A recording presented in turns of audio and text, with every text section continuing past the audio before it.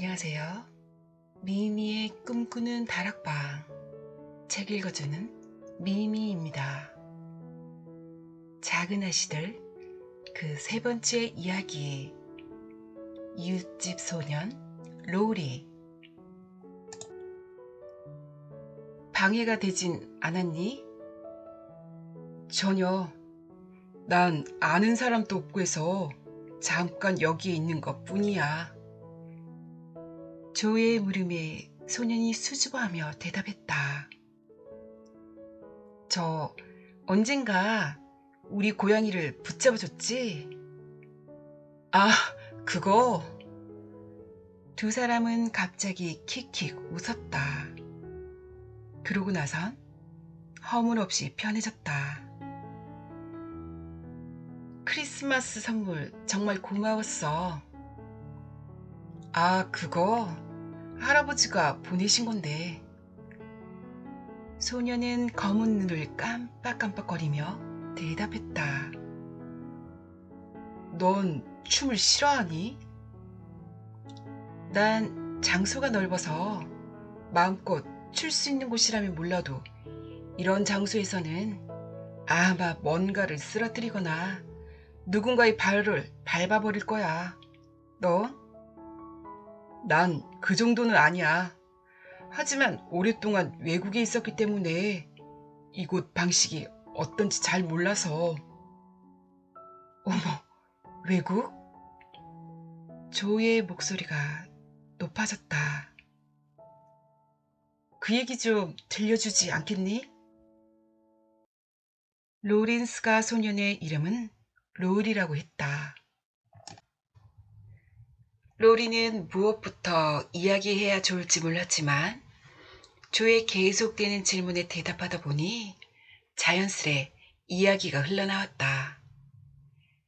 로리는 조에게 스위스 학교에선 남학생들이 모자를 쓰지 않는다는 것과 호수에 많은 보트가 떠있다는 얘기들을 들려주었다. 나도 그런 곳에 가보고 싶어. 조는 자기도 모르게 큰 소리로 외쳤다. 파리에도 있었니? 지난 겨울은 파리에서 지냈어. 두 사람은 파리에 대한 이야기도 나누고 커튼 사이로 살짝 내다보면서 다른 사람들의 춤추는 모습에 대해 이러쿵 저러쿵 이야기도 했다. 어느새 둘은 서로 오래전부터 친구였던 것 같은 기분이 들었다. 넌 이제 곧 대학에 갈 거지? 공부벌레. 아니, 굉장히 열심히 공부한다고 하던데. 무의식 중에 그만 공부벌레라는 말이 튀어나와 조는 얼굴을 살짝 붉혔다. 그렇지만 로리는 빙긋 웃을 뿐이었다. 이제 1, 2년만 지나면. 하지만 난 학교 생활이 별로 좋지 않아. 죽자 살자 공부를 하거나 아니면 빈둥거리거나 둘 중 하나니까. 조가 로리와 이런저런 이야기를 허물없이 나누고 있을 때 조를 찾아 매기가 발을 쩔뚝거리며 다가왔다. 나 발목을 삐었나 봐. 서 있을 수 없을 정도로 아파. 집에까지 갈 수 있을지 걱정이야. 그럼 마차를 불러올까? 어림없어. 벌써 10시가 넘어서 밖은 깜깜한데. 마차를 부르러 나가는 건 위험하니까 할머니가 오실 때까지 쉬면서 기다리자. 그때 로리가 나서서 말했다. 저 괜찮다면 저희 집 마차로 함께 가시지 않겠어요? 같은 방향이고 게다가 비까지 오고 있으니. 어머, 비가 와요? 그럼. 두 자매는 기뻐하면서 로리의 호의를 고맙게 받아들였다. 11시가 되기 전에 할머니가 데리러 오셨다. 매기와 조는 할머니와 함께 로린의 마차에 올라탔다. 오늘 밤은 정말 즐거웠어. 언니는? 응, 나도. 하지만 발목을 삐었어. 난처했어. 자매는 무도회에서 있었던 일을 서로 이야기했다. 언니, 내가 피했던 그 빨강머리 청년하고 춤췄지? 그 사람은 어때? 좋은 사람이야? 응, 좋은 사람이야. 그런데 빨강머리가 아니라 금빛이 도는 다갈색이던걸? 난 그 사람하고 보헤미안 춤을 재밌게 췄지. 그렇지만 그 사람 발을 내디딜 때는 꼭 떨고 있는 메뚜기 같았어. 우린 웃음을 참느라 정말 혼났다고. 저런, 그건 실례야. 그나저나 너희들 그 속에 숨어서 뭐 했니? 조는 커튼 뒤에서 로우리를 만난 이야기를 자세히 했다. 그 얘기가 끝날 때쯤 집에 도착했다. 두 소년은 로리에게 몇 번이나 고맙다는 인사를 하고 집으로 들어갔다. 매기와 조는 자고 있는 가족들을 깨우지 않으려 살짝 방으로 들어갔지만 베스와 에이미가 갑자기 벌떡 일어나 기다리고 있었다는 듯이 졸라댔다. 이제 오는 거야? 언니, 파티 얘기 좀 해줘. 전부. 조는 매기 언니가 알면 버릇없는 짓이라고 하겠지만 동생들을 위해 몰래 숨겨온 봉봉 사탕을 내놓았다. 그날 밤에 가장 재밌었던 얘기를 다 듣자 두 동생은 곧 잠이 들었다. 참으로 즐거운 무도의 밤이었다. 그렇지만 즐거움이 지나고 나면 어쩐지 쓸쓸하고 허전한 느낌이 들었다. 다음날 아침 매기도 조도 그다지 기분이 좋지 않았다. 다행히 매기의 삔 발목은 쉽게 가라앉았다. 하지만 즐거운 한 주일이 끝나고 이제부터 다시 낡은 옷을 입고 일을 하지 않으면 안 된다고 생각하니 매기는 맥이 쭉 빠졌다. 1년 내내 크리스마스나 설날 같은 날만 있었으면 좋겠다. 조가 농담조로 말했지만 아무도 웃지 않았다. 베스는 머리가 아프다면서 소파 위에 들어누웠고 에이미는 실내화가 없어졌다고 잔뜩 짜증을 냈다. 조는 잉크병을 쓰러뜨려 당황하다가 자기 모자 위로 엉덩방아를 찧었다. 그 때문에 조는 결국 화를 내며 소리쳤다. 왜 이렇게 다들 화가 나 있지? 그 중에서도 언니가 제일 그러잖아. 에이미가 소리쳤다. 베스, 이런 시끄러운 고양이는 빨리 지하실에다 갖다 놔. 아기 고양이가 등 위로 기울러오자 매기는 고양이를 흔들어 떨어뜨리며 큰 소리로 말했다.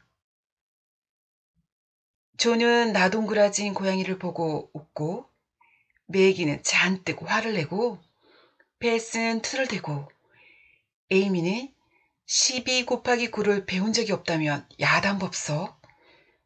정말 집안이라고 하는 것은 톱니바퀴가 잘못 맞물리면 모든 것이 빗나가게 되는 것인가 보다. 얘들아, 조용히 좀 해.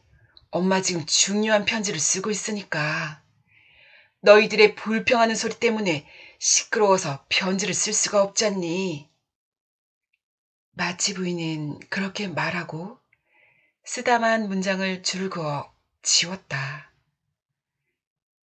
아침 식사도 조금씩만 하고 매기와 조는 평소처럼 집을 나섰다. 두 사람은 일하러 나가는 것이다.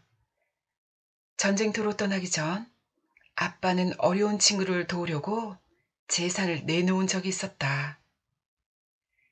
그때 이 두 자매는 자기들의 생활비만이라도 스스로 벌겠다고 했다. 일하는 것은 부지런한 생활태도와 자립심을 키우는데 좋은 일이라며 아빠가 둘의 의견을 받아들였기 때문에 매기는 킹신의 가정교사로 조는 다리가 불편한 대고모 댁의 일을 도와주러 가게 된 것이다. 자식이 없는 대고모는 친척인 이 네 자매들 중 누구 한 사람을 양녀로 삼고 싶어 했지만 마치 부부는 아무리 많은 재산을 준대도 우리 애들과 바꿀 수는 없습니다. 우린 슬프거나 괴롭거나 함께 살고 싶어요. 라며 거절했다. 그래서 대고모는 아주 화가 났지만 순진하고 꾸밈이 없는 조가 마음에 들어 조에게 간단한 일을 도와달라고 했다. 조는 별로 내키진 않았지만 달리 좋은 일자리가 없던 터라 고모의 제의를 받아들였다. 조가 대고모 집에서 얻는 가장 큰 즐거움은 서재에서 책을 읽는 일이다. 서재에는 돌아가신 대고모부가 남긴 훌륭한 책들이 한가득 꽂혀 있었기 때문에 조는 틈만 나면 이 서재로 들어갔다. 그러나 얘기가 점점 재미있어지거나 조마조마하고 위태로운 대목에 이르면 대고모는 꼭 큰 목소리로 조! 조! 하고 부르는 것이다.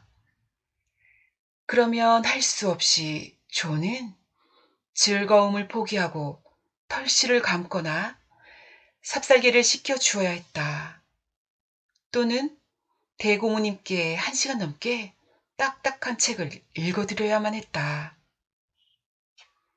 베스는 얌전한 소녀로 사랑받는 일만 했다. 밖에서 일하는 언니들을 위해 집안일을 깨끗이 청소하거나 한나 할머니와 함께 음식을 준비했다. 베스는 언니들이 버린 낡은 인형을 6개나 가지고 있었는데 그 인형들에게 꽃을 꽂아주거나 책을 읽어주기도 했다. 자기 전에는 그 더러운 얼굴에 키스를 해주며 잘 자거라 가엾은 인형 아가씨 라고 부드럽게 속삭여 주었다. 만일 누군가가 에이미에게 가장 큰 고민이 뭐냐고 물으면 에이미는 바로 내 코야 라고 대답할 것이다. 에이미가 갓난 애였을 때 조가 잘못해서 석탄 상자 속에 떨어뜨린 적이 있었는데 에이미는 그 때문에 자기 코가 이상해졌다고 항상 우겼다. 그런데 그건 코가 너무 크다던가 아니면 빨갛다던가 하는 것이 아니라 아주 조금 낫다는 것뿐이었다. 어쨌든 에이미는 자기의 코가 그리스 조각처럼 아름다운 코가 아닌 것을 안타까워했다. 에이미는 틈만 나면 아름다운 코를 그림으로 그려 우유분을 달랬다. 에이미에게는 확실히 그림 그리는 재능이 있었다. 그래서인지 화초를 스케치하거나 요정을 그릴 때만큼 에이미가 행복해 보이는 적은 없다. 모두 모여서 뜨개질을 시작했을 때 매기가 말했다. 누구든 좋으니까 무슨 얘기라도 해보지 않을래? 응, 내가 할게. 이야기하길 좋아하는 조가 먼저 시작했다.